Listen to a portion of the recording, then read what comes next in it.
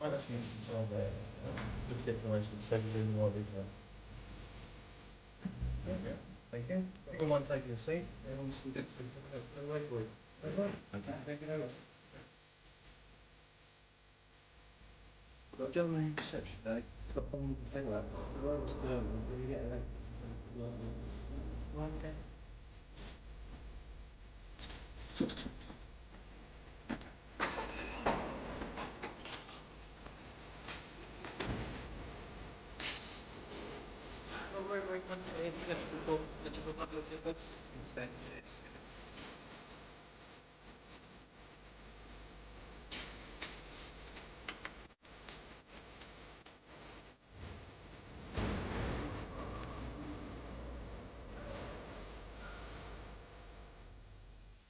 The engine bay of a modern car can look a bit intimidating. Where do you start when trying to find a fault? Where do you look? And what should you do? As new electronic systems have been developed, the importance of following a logical fault diagnosis procedure has become even more critical. Sophisticated electronics are now so common on today's cars that almost every problem you encounter will involve checking an electrical circuit. The Rover Sterling's electronic systems at first look a bit daunting, but the only difference between the Sterling and other cars you've been working with is the amount of electrical circuits you'll encounter. Once you isolate each individual circuit, fault diagnosis becomes quite straightforward. So in this program, we're going to look at the Rover 800 electrics and see how the principles of fault diagnosis can be applied to enable you to find any fault on the car. I'll go through the troubleshooting process on 3 of the Rover circuits: the headlights, the central door locking, and the windscreen wipers. Austin Rover have already produced 2 programs on car electrics. Remember these 2 Service Insight video programs, Electrics and Electronics, and Electric and Electronic Systems Diagnosis. The first took you through basic electrical principles, explaining common terminology and measurements. The second took a more in-depth look at electrical fault diagnosis, with the use of a multimeter and fast check testers. Now, it's essential that you watch these videos to understand the principles that we'll cover in this program. Right. Now, in the Systems Diagnosis program, you'll remember that the principles of fault diagnosis were broken down into 6 logical steps. These form 3 main areas: collecting and analyzing information about the fault, isolating the particular area of the circuit where the fault is likely to be, and then actually pinpointing the fault itself. But before we start any diagnosis, let's take a look at the new style fault diagnosis material and information contained in the booklet that accompanies this video. Now, this reflects a completely new approach to wiring diagram layout. Each individual circuit is covered separately rather than in one big diagram. Details such as whether connectors are male or female and which areas of the circuit have sealed joints can all be easily identified. Familiarize yourself with this style of literature because you'll be seeing a lot more of it in the future. The booklet is split up into 2 sections. The first contains information on fuses, harness layouts and earth point locations, together with the procedure of testing both the yellow and green relays found on the Rover 800. The second part is divided into 3 sections, one for each of the circuits we'll be testing in the program. Each section contains a circuit diagram, plus a brief description of how the system works, and a guide to fault diagnosis. The wire colour coding used on the Rover 800 is the same as that used on previous models with British-built harnesses. For example, blue for headlights and brown for the battery supply. Don't forget, there's a reference list provided in the booklet with this video. Now, if we take a look at the main harness with no sub-harnesses or components attached, you can see that it has an H-shaped layout. This shape was developed so the harness lies as close as possible to the components it serves, reducing the amount of potentially troublesome connections. The harness is protected behind the dash and down each side with plastic trunking. Along this trunking there are breakout points to serve the various components. These 2, for instance, are for the driver's seat. There's a harness layout diagram in the repair manual which shows all the breakout positions. Knowing the harness layout will be a tremendous help to you when diagnosing electrical faults. It will enable you to plan ahead and find the easiest and most effective starting point to plan your tests. This is one of the Rover 800's 2 fuse boxes. It contains 6 fusible links, 13 normal type fuses, and either 5 or 6 relays, depending on the model. An illustration in the repair manual shows the lettered identification of the fuses and the function of the relays. The other fuse box is behind this dummy glove box panel.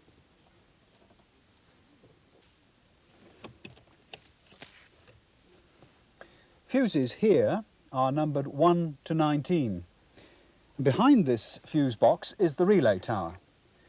On this you'll find, among others, the headlamp changeover unit, which is the black one, the headlamp delay unit, which is red, and the windscreen wiper relay, which is green.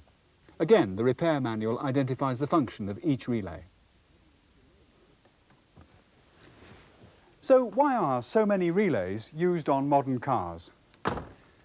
The answer is packaging, the ability to provide a fascia that is ergonomically designed with all the features that customers expect in such a small space. Take this simple fog lamp circuit, for example.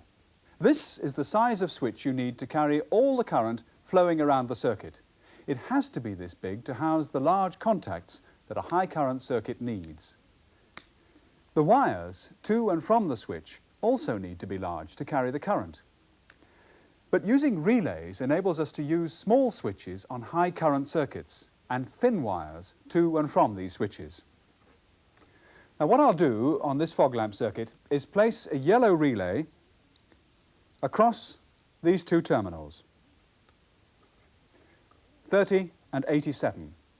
This leaves terminals 85 and 86 spare. It's across these 2 that I'll put the switching circuit, a live feed to one side, and an earth path with a switch on the other. Now, when the switch is pressed, a current flows to earth through the relay coil.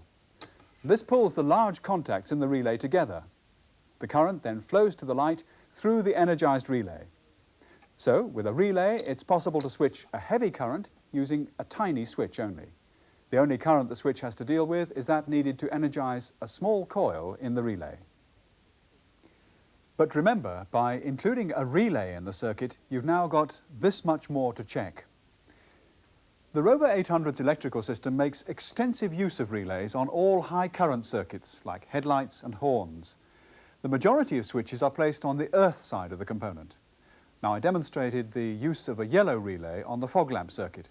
On the Rover 800, relays are usually either yellow or green. The difference is important. Yellow relays have 4 pins and green have 5. 5-pin relays are used to switch 2 different parts of a circuit. The headlight circuit is a good example. Here, a 5-pin relay is being used to control the main and dip beams. Pin 87A is used for the dip side of the system, and pin 87 is brought into operation when main beam is required. If the 5-pin is replaced with a 4-pin relay, the main beams will still operate, but because there's no pin 87A, the lights won't work in dip beam. So if you do replace a relay, always make sure you use the right one. Okay, now we'll translate the theory of fault diagnosis to practice on the Rover Sterling. Let's see how a technician goes about finding a fault on one of the Rover 800's relay-controlled circuits. The fault on this car is that when the light switch is operated, the headlights don't work. So the first thing to do is to check that the fault is there. With the ignition on, the lights won't work in dip, main or flash modes. But dim dip mode, where the headlights come on at reduced power when the side lights are switched on, is working. Before you check the wiring diagram, first refer to the fault diagnosis section in the booklet. This gives a list of the most common faults that could occur on the system in question and could save you a lot of time. Always take this as your first step in isolating the area of the circuit you need to check. We'll be using the new style wiring diagrams throughout this program so that you can become more familiar with them. The headlamp circuit has its own wiring diagram. The feeds are laid out at the top with the earth points at the bottom. There are 3 fuses to check. Fuse 16 in the under dash fuse box and fuses N and M in the under bonnet fuse box. But all 3 fuses are shared by the dim dip system. That's working fine, so they must be okay. Another easy check is whether the lighting relay is energizing. Get someone to switch the headlights on and off while you hold the relay. If you can't hear or feel the relay clicking, it isn't energizing. This one isn't. So that narrows down the fault to either the relay itself or its switching circuit. The relay coil is easy to check using a new fast check relay tester. This particular tester will check 20 or so different types of relay and control unit. Select the correct harness for the type of relay being tested. Then connect the fast check to a power source. The power LED should come on. Press the set button and the 2 zeros shown in the display should flash. Now press the test button. The test in progress LED should illuminate. The fast check is now testing the harness you've connected. Plug the relay into the connector on the fast check harness and select the right code number. The code for a green relay is number 1. Early cars, without dim dip, have a yellow 4-pin lighting relay. Now press Set, then press Test. The test in progress LED should be on. When it goes out, the Pass or Fail LED will come on to give you the result of the test. The Pass LED has illuminated, so the lighting relay is okay. That means the fault must be somewhere in the relay's switching circuit. So first, check the feed side of the circuit. With the ignition on, either terminal 85 or 86 in the relay socket should be live. Yes, that's okay. This eliminates the feed side of the switching circuit. The fault must be somewhere in the earth side. From the relay coil, the earth path travels through the headlamp changeover unit to the switch, and from there onto earth. The headlamp changeover unit is like an electronic control unit for the headlights, controlling whether the lights are in main, flash or dip mode. So carry out a continuity check on the earth line from the relay coil to the changeover unit, from the unit to the switch, and then to earth. First, disconnect the battery before switching the multimeter to ohms. This is a good habit to get into because some meters can be damaged if they receive battery voltage. From the relay, a black and slate wire goes to the headlamp changeover unit.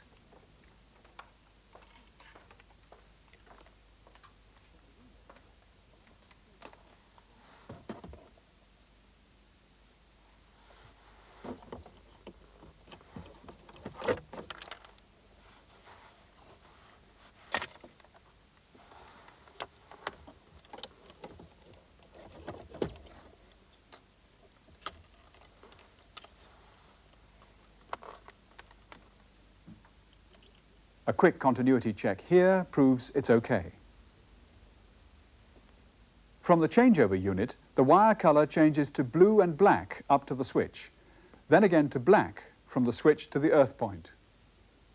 With the headlamp switch in the on position, there should be continuity between the blue and black wire from the changeover unit to the earth point at the base of the right-hand A post. And there is. So far, we've checked continuity of the wiring and the switch on the switching circuit earth path, all of which prove to be okay. This leaves one small link we haven't checked, the headlamp changeover unit itself. This is another component that can be checked by the fast check relay tester. Select the correct harness and go through the test in the same way as for the relay.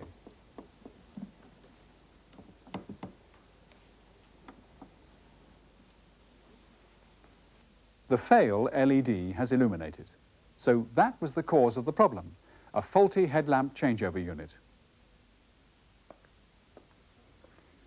So, following a logical approach to fault diagnosis, this car can be back on the road in a matter of minutes.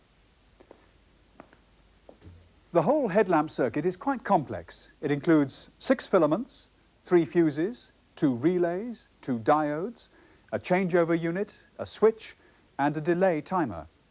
But you can narrow the search down to one small area by studying the wiring diagram and planning ahead to find the best area to carry out some simple preliminary checks. As the lighting relay wasn't energizing, there had to be a fault either in the relay or in its switching circuit. The actual path you take will be dictated by the circuit you're working on, but the principles of good fault diagnosis are always the same. Collect all information about the fault. Study the wiring diagram and use your information to isolate the general area of the fault. Work through this area of the circuit in a logical manner until you've pinpointed the fault. Right, so far we've applied the rules of fault diagnosis and found the faulty component with ease. Now we'll see how the rules work out on a different type of system and also look at the part fast check testers play. In this case, the Rover has a fault on the central door locking system. The infrared transmitter won't lock or unlock the doors. So first refer to the fault diagnosis guide. This tells us probably the most obvious thing to check: the batteries in the infrared transmitter. The LEDs lighting up, so they're okay. The next thing is to check the rest of the system. Yes, all the doors function correctly when the key is used. They also operate when the sill button is used.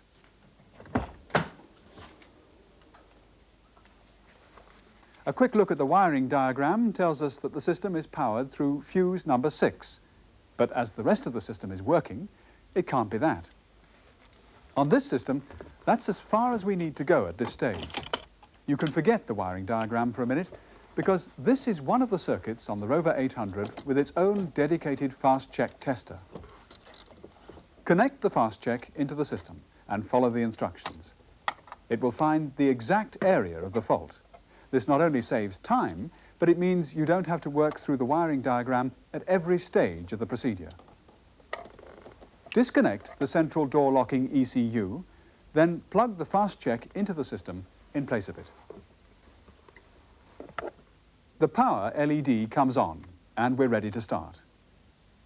We can skip the tests for the lock and unlock because we know that side of the system's okay.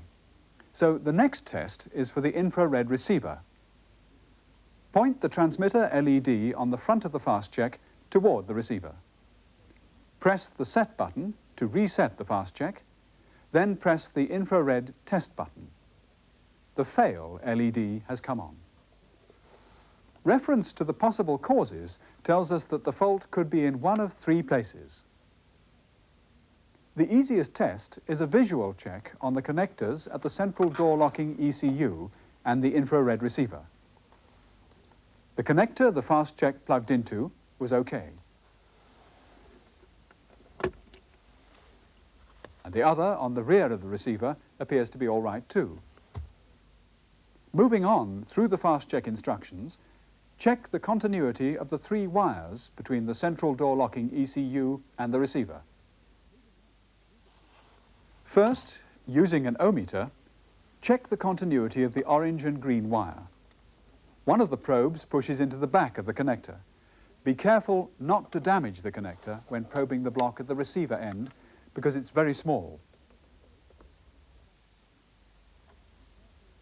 And the orange and green wires, okay. Now the orange and brown wire. And at the other connector. And we've found it. There's no continuity in this wire. It's easy to locate a fault using a fast check tester. No searching wiring diagrams. The fast check isolates the faulty area, and the instructions lead you through simple steps to pinpoint the fault.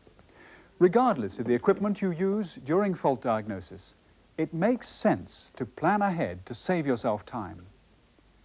The last problem we'll tackle is a fault in the windscreen wiper circuit. To confirm there is a fault, first check the operation of the wipers in all conditions.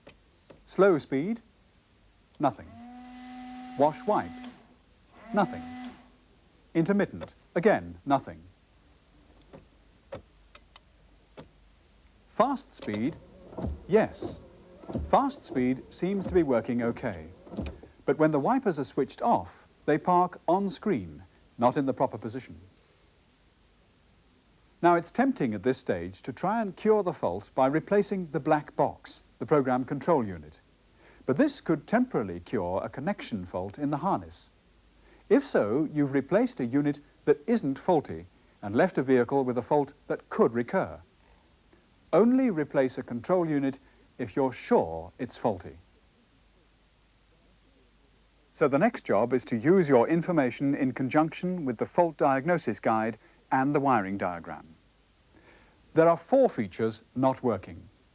It's unlikely that there are 2 faults in the system, so you have to find the area of the circuit common to all these features and not to fast speed.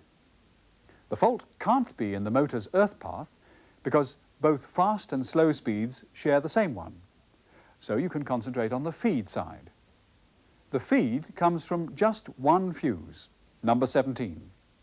That must be okay because fast speed's working.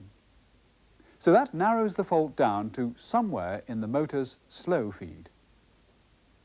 Follow the motor feed and find the point where it splits into 2, one for the fast speed and one for the slow speed, which incorporates intermittent and wash wipe. The feed splits here at the wiper relay.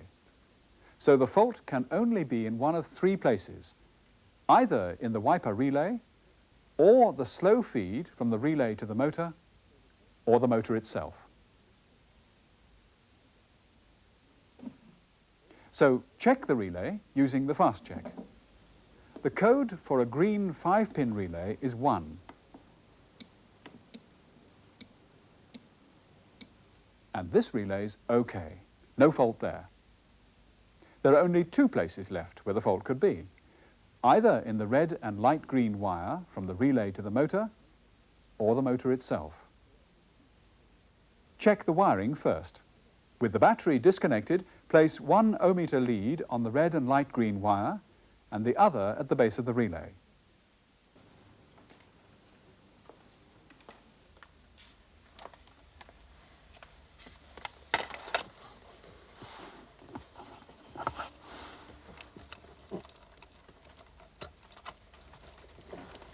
And straight away you see the fault. The connection has pulled out of the relay socket.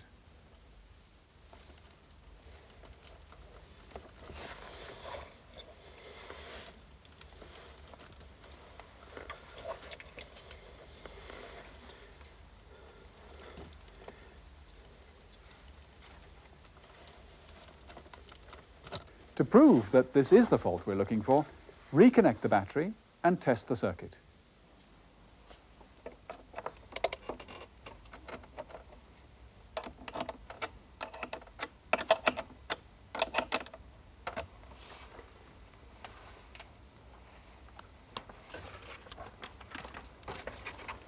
Finally, carry out a full operational check to make sure there aren't any lingering problems.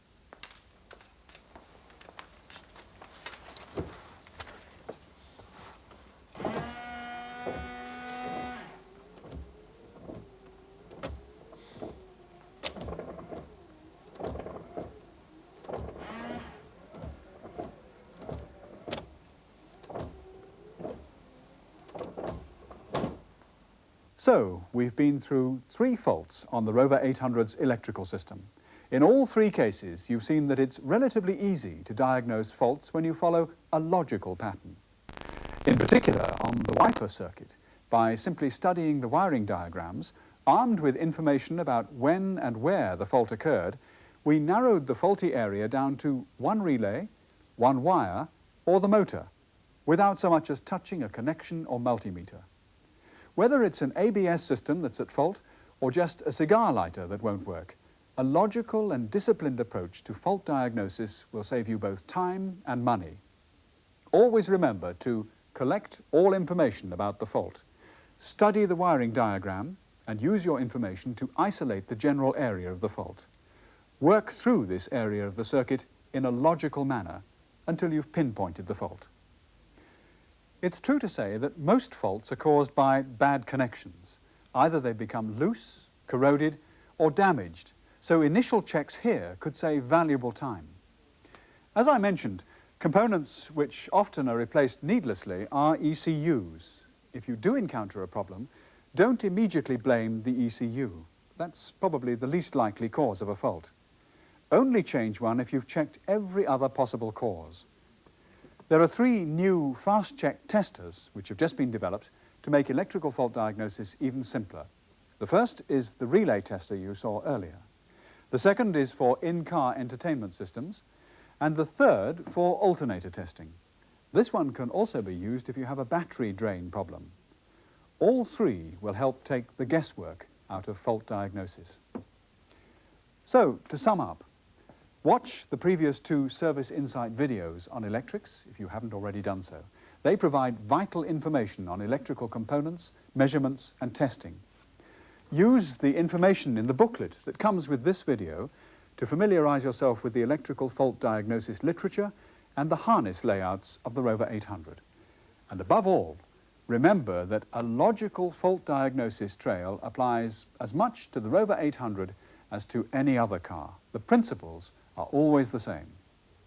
No matter how daunting electrics may look, you never have to cope with it all at once. As long as you think in terms of isolating the particular circuit you are working on, the amount of wires you have to deal with at any one time is minimal.